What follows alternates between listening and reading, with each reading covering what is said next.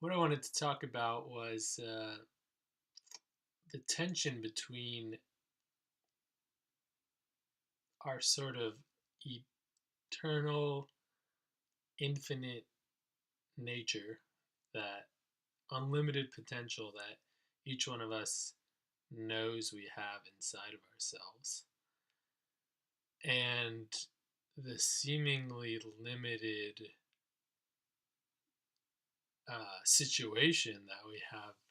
on Earth in terms of the opportunities to create positive change. Um, all of us probably wish that we could just snap our fingers and all the starving children and people without access to sanitation and clean water would suddenly have all those things. But we all know that that's not the reality that we live in. And so, um, even if we work on ourselves, apply the tools of self forgiveness and introspection and awareness, and get to the point where we can sort of catch ourselves every time we go into a reaction or find ourselves triggered by the environment, and we get to the point where we can remain relatively steady and calm in the face of all of that. How do we then deal with the point of saying, okay, look, I know that I am capable of overcoming these limited aspects of myself, but it seems like no matter how much work I could do on myself, I'm still going to be in a situation where the circumstances of the physical reality are going to make it so that there's only so much that I can do. I I I can't just express myself in a perfect way within the moment that is going to be both uh, in service to those less fortunate to myself, and isn't going to at the same time be limiting me in my own expression of myself. So as you walk this process of changing yourself, eventually you might reach a point where you become frustrated with that and saying, okay, well, yeah, it doesn't seem like it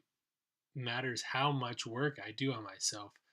I'm still in a limited situation in terms of the expressions that are available to me that are going to make a difference in this world. So, what do we do about that? How can we deal with this paradox? And I would say that one way we could look at it is sort of in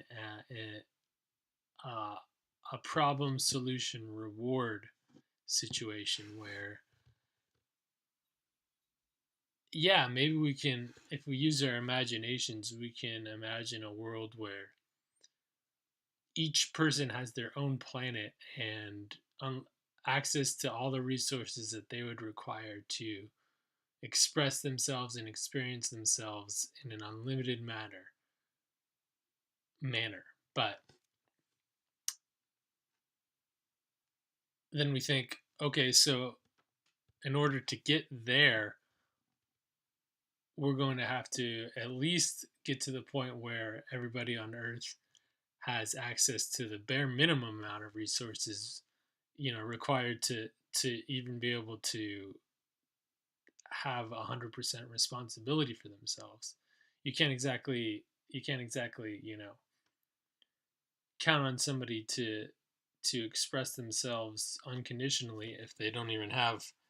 enough food or clean water. So if you can imagine and believe in a world where everybody has enough access to resources to be able to sort of unconditionally express themselves and try everything in their wildest dreams, then you can say, okay, that's the incentive, that's where we want to go. But in order to get there, we first have to assist and support those of our fellow humans who are less fortunate than us to have even enough resources. So then we start looking at solutions like basic income, and alternative money systems that we sort of come together and decide that, hey, having access to enough resources is a human right, and let's work towards